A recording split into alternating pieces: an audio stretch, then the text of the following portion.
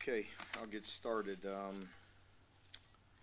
After watching the tape and reviewing this past game, really, we did some really good things. Obviously, I was just a little ticked off after the game. I don't know, just I have a tendency to do that when we do some sloppy things. And so, we have to get some of those critical errors cleaned up.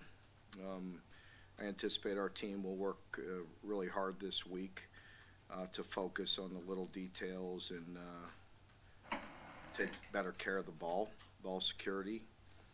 Defensively, again, it was probably better than I felt. I was just agitated by a few drives that they had, and it was just simply a lack of execution on some younger guys that we got to get cleaned up. Started the game really fast, like we wanted to defensively. I think first four were 3 and outs or 1 and out with the pick six, and then they had a couple drives for field goals that were kind of aggravating. That just with our execution, and those are things that we got to continue to hone in on. Offensively, really felt like we did what we wanted to do, with the exception of some ball security in a few plays. So we got to continue to get better. As I mentioned post game, I felt really good about our team and the way we've been preparing the past several weeks, and I feel like we're on the verge of really getting better in a lot of areas, and we want to do that this week. No better way. It's the last game of the year, so we better get it fixed quick and have a really good opponent, and looking forward to the rivalry game. Big challenge going on the road, and the way they're playing. Certainly with Malik, he is a dynamic playmaker and a guy that can hurt you with his legs and with his arm.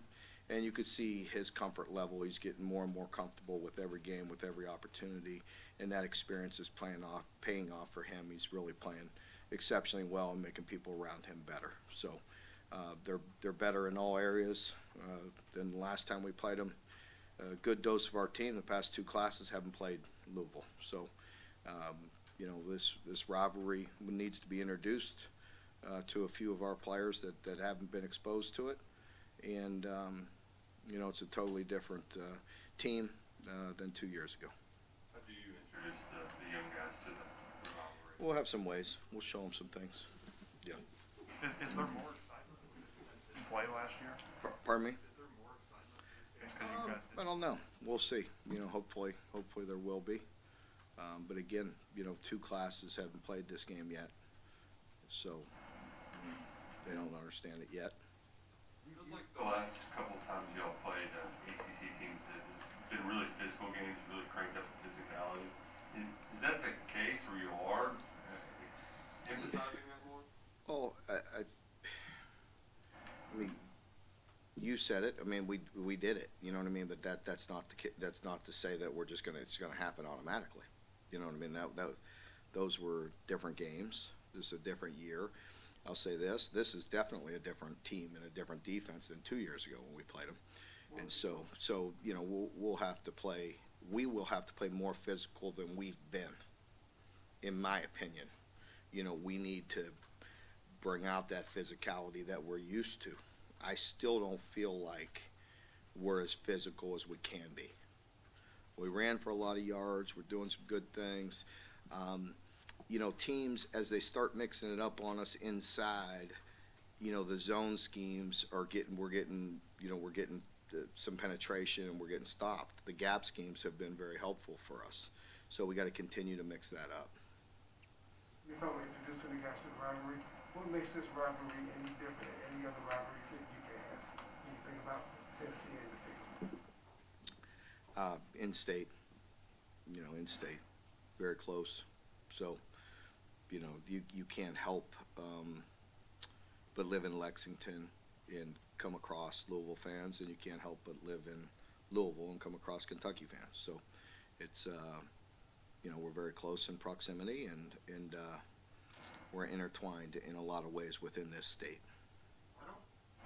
Are they different defensively than they were 2 years ago? They're just more physical.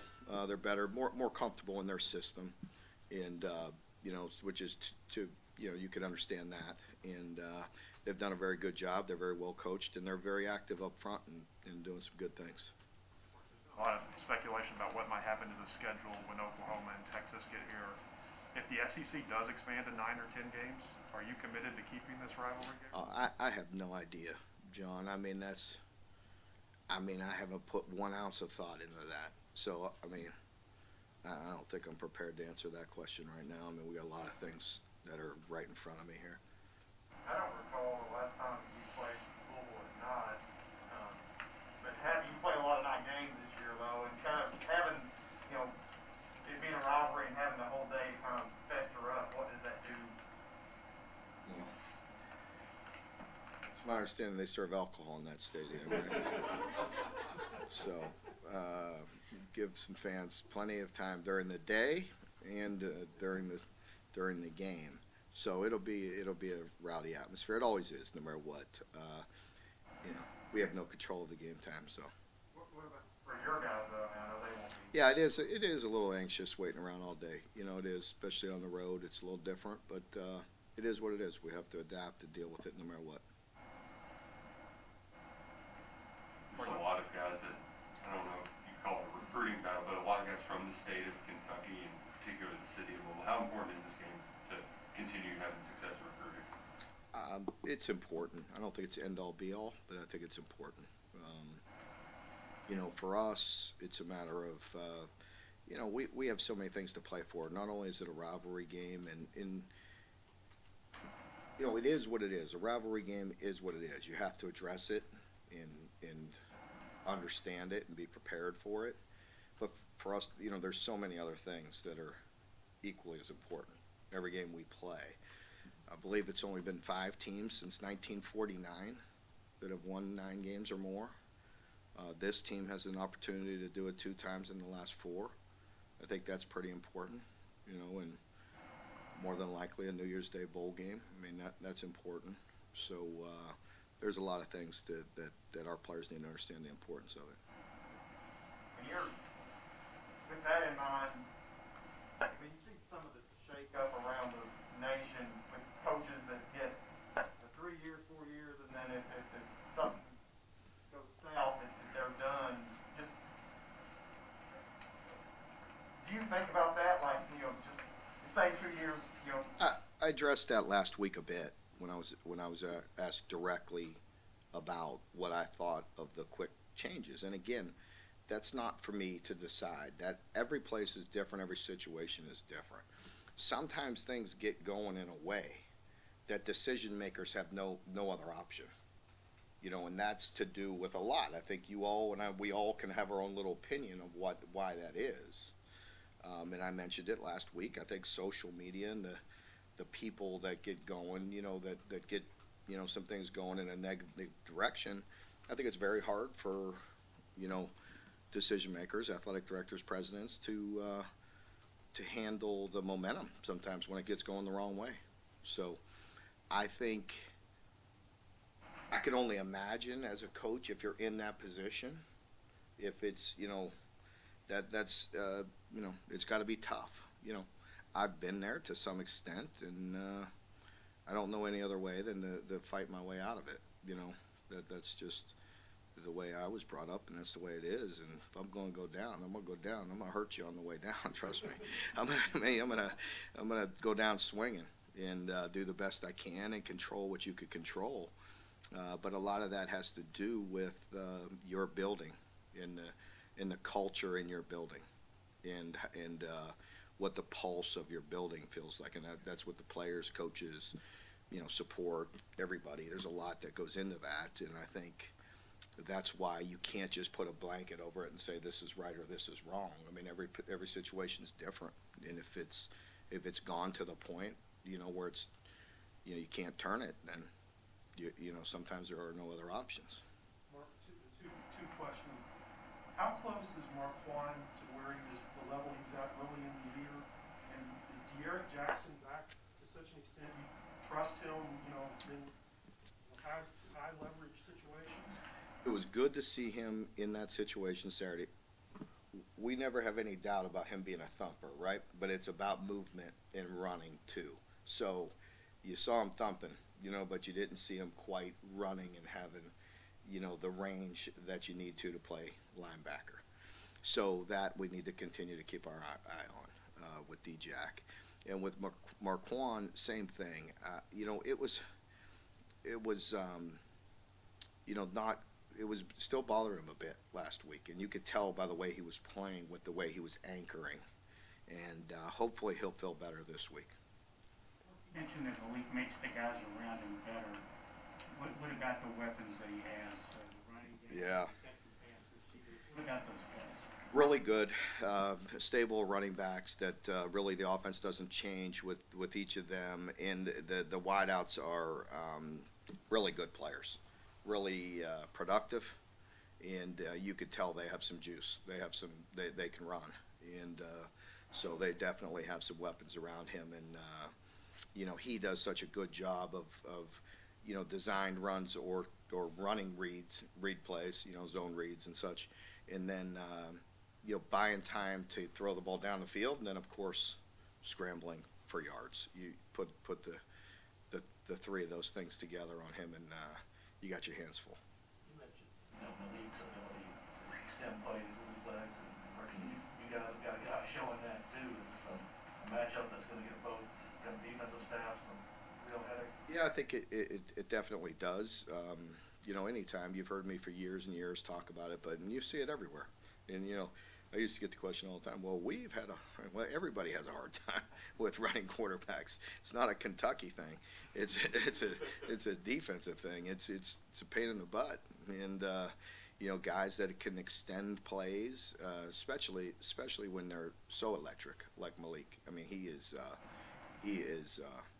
extremely fast and elusive when he gets free.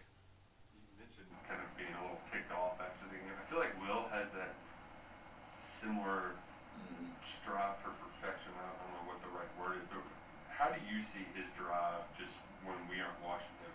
Yeah, I love it. I love the competitive nature that he has, and he. Listen to me. He has to control it a lot better. I mean, I'm joking, making fun of myself, but you can't hide it sometimes. And he's competitive, but. What I love about him is nothing's, he's going to get pissed, but nothing's going to rattle him. He's going to get right back in there and not flinch. I mean, he'll come right back and run it again or throw a pass, into some traffic, into a tough, tight window, and have confidence that he can make that throw. And he's bounced back. He's done it all year. He's getting better and better. And I think he's managing those emotions better and better. You talk a lot about developing guys, getting them ready for the next level. One of your former players, Landon Young, made his first start yesterday for the Saints. Just what does that say about, as a rookie, you develop guys, they're ready to go when they need to be called, from season one? It says a lot. I'm so proud of him. I knew that he would play in the NFL for a long time, and no matter where he was drafted, no matter what round, I think the Saints are very smart with drafting him where they did. And I got a message from his father, Randall, the night before that he was making his first start, and he was very excited and happy. And unfortunately, I was working. I didn't even get a chance to see it, but we're proud of him, and it doesn't surprise me. I feel like he's a guy that'll play in the NFL for a long time. After the game Saturday, that Louisville didn't really recruit him at all. That's been a topic of conversation for their fans about in-state recruiting. What do you just see as the kind of general state of recruiting the high school players? I have no control over really what what they do as far as who they pursue and who they do not. And that has no effect on me at all. We do what we do, and maybe we have something to do with the outcome of certain recruits, but we've done very well, but we haven't been 100%. They've beat us as well a little bit, and we want to get the ones we're shooting for. So in-state's important. It always starts with us in-state, and we pride ourselves on getting out there and hitting the pavement and getting to know guys early and trying to identify them and get on them. But I don't know. That's their issue whether they did or didn't. On that note, like with Wandale, he's a guy that you build this big relationship with, and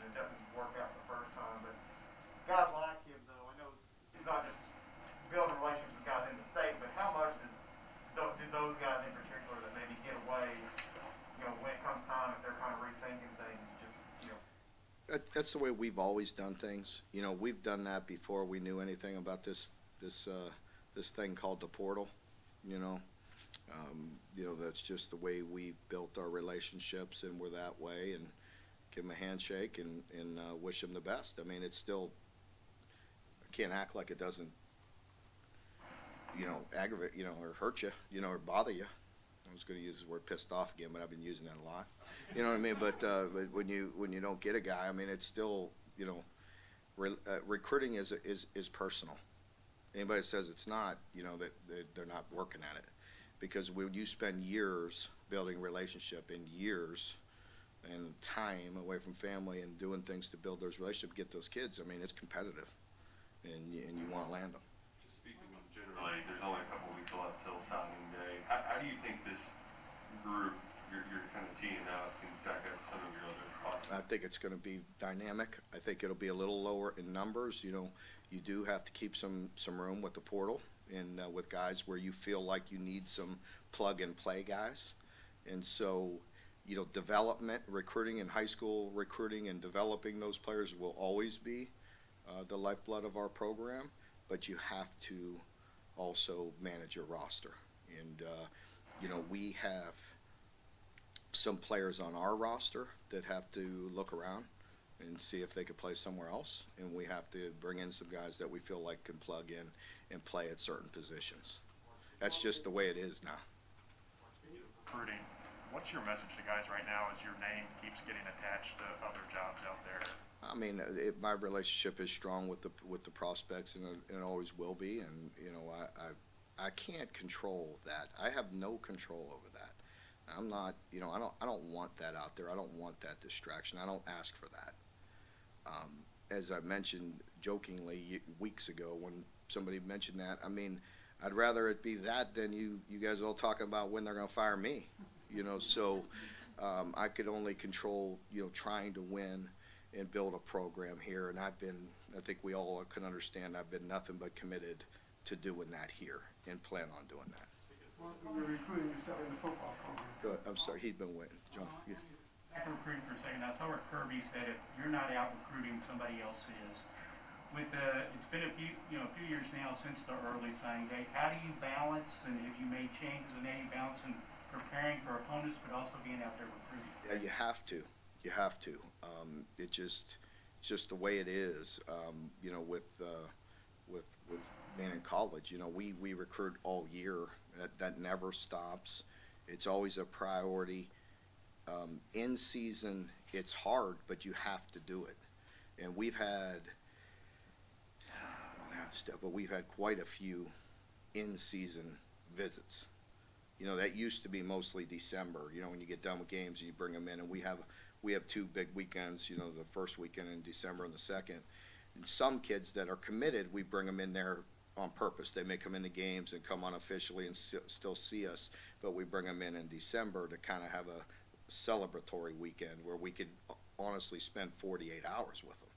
If you come in season, we're obviously preparing for games, and that's where the distraction comes in for us, because we're really honed in on getting ready for a game, but you're splitting time, maybe going to dinner, going to lunch, spending time, and it gets a bit distracting, and you feel like you can't give the prospect as much of your individual attention. And so that's where, but there's no getting around it anymore. With the early signing period, you have to have in-season visits, and that is, time-consuming and hard, but you have to do it. Through trial and error, have you changed anything in your approach since this started? I think that is a big piece of it. You have to have in-season. You have to have summer visits.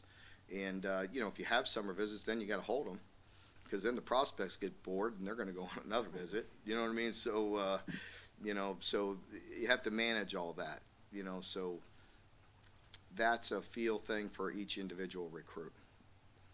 How much emphasis do you put on UK as an academic institution when you're out there recruiting, as opposed to the emphasis on the football program? It's always equal. It's always extremely important. That's always a big part of our, recruiting pitch, and really not so much pitch, our presentation. And when they come in and they meet the people and see what we do and see the commitment that we have to it, that's a big piece of it. Go back to your point about the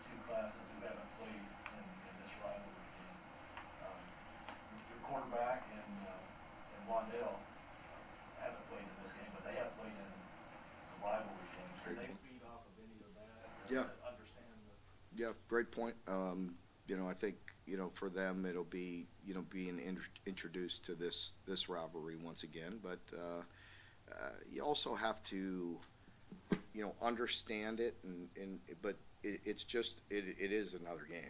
We have to go out there and execute. As I've mentioned many times, everybody wants to win on Saturday.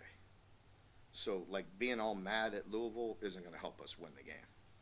Our preparation this week and being very detailed and prepared for the game, and then going out and executing, that'll help us win the game. So, showing up and rah is only going to get you so far. It's about how if you're that motivated, how motivated are you today and tomorrow when it's a heavy Tuesday practice and it's physical and it's hard and we're banging.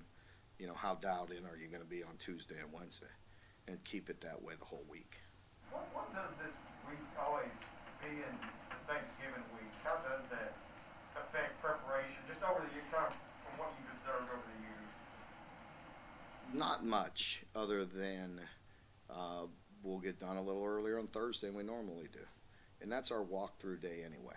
So, for the coaches, I wouldn't say all the hay's in the barn by Thursday morning, but 95% of it better be in the barn. So there's tweaks, there's things we do all the way through, and really just maybe dressing it up, refreshing, having the players completely understand, things.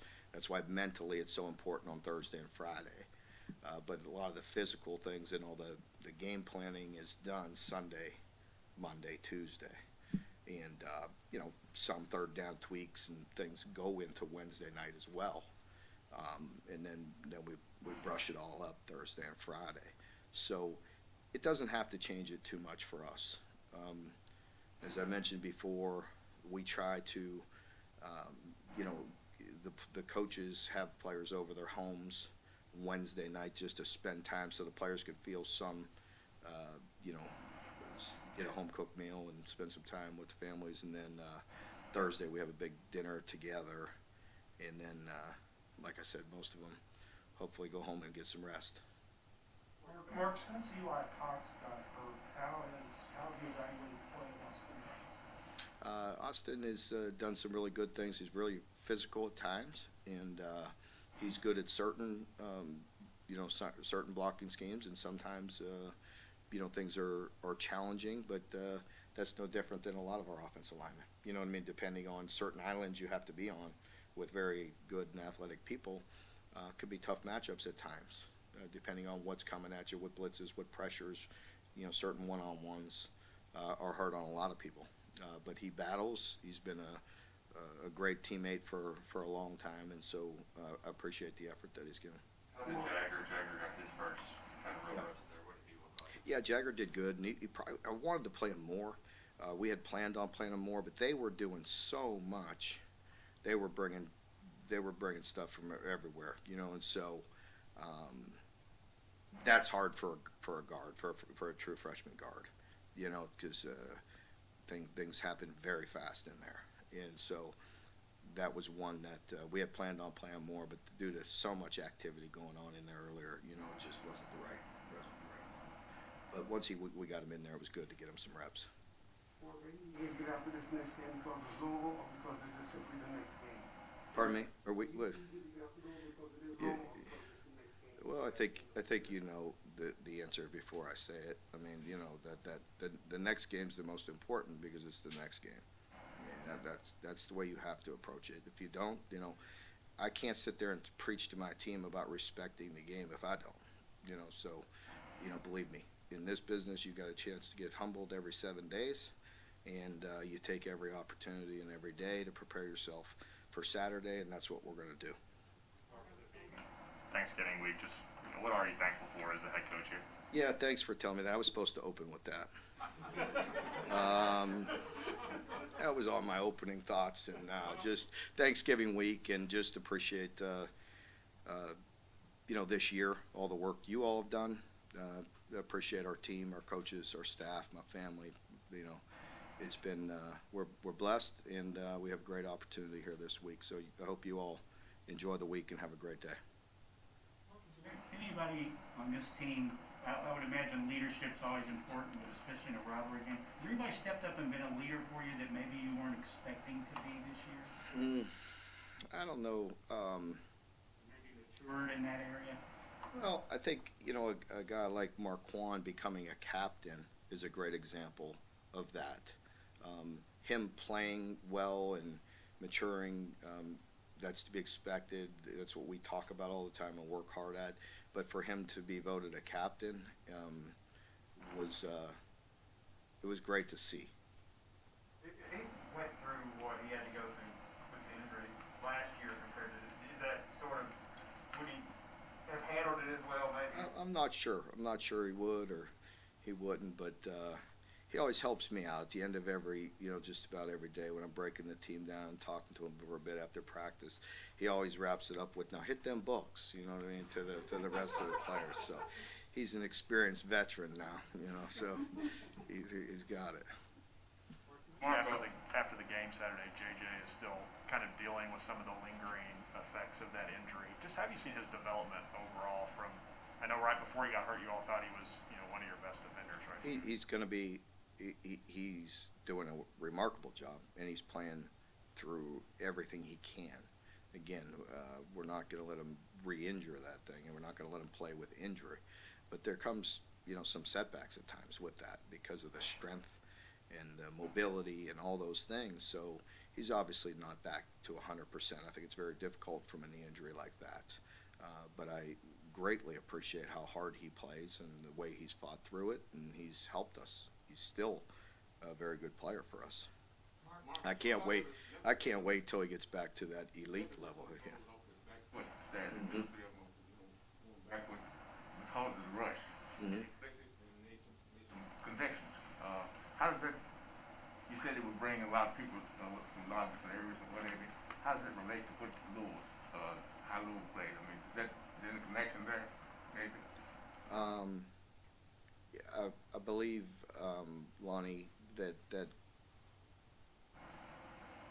that's what you're trying to ask. Are you trying to compare them to Malik or just what they do defensively? You mean the two together? Well, I mean, Louisville plays extremely hard. I mean, they're going to come after you. They mix it up. They're a lot like us. They'll play zone. They'll play man. They, bring a variety of different pressures, and they'll try to mix it up on him. With Will and with Malik, that's a feel thing.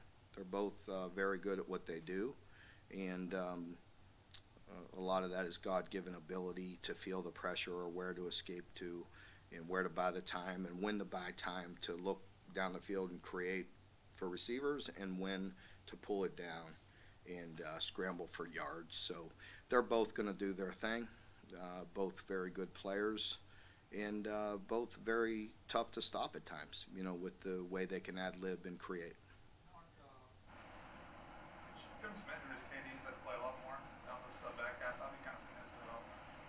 Yeah, KD's doing some good things.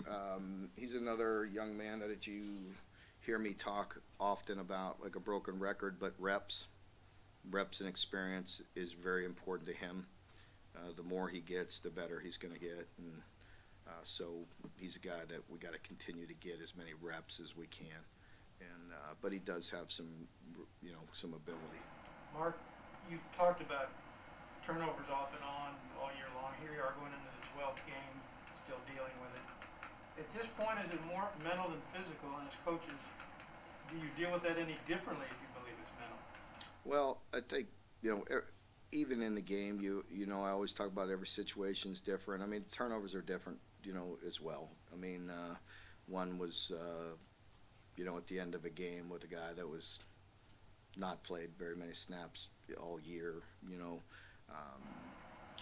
the interception sometimes is going to happen. There was a play earlier where we talked about it. We were like, put it on him. Well, he put it on him the next time, and the defender made a nice play and undercut him.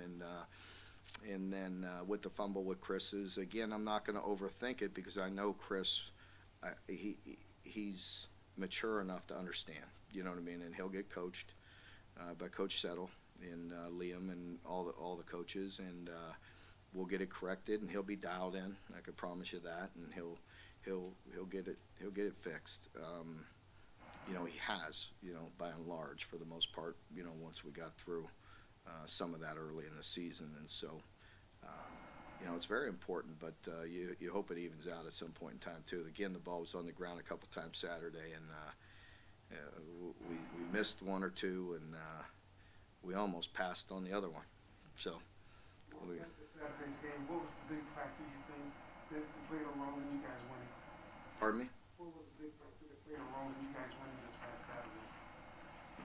We had 700 and some yards to their 200, and you know, so I think we pretty much controlled the game. Yeah, last one, John. Yeah.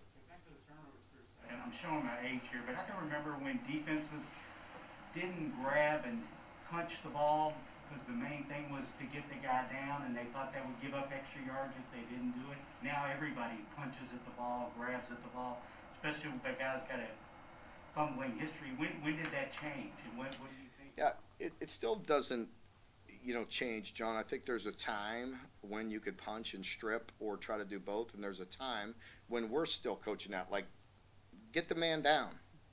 Like, don't try to strip and give up 5, 6, 7 extra yards. You know, there's a time and a place for it.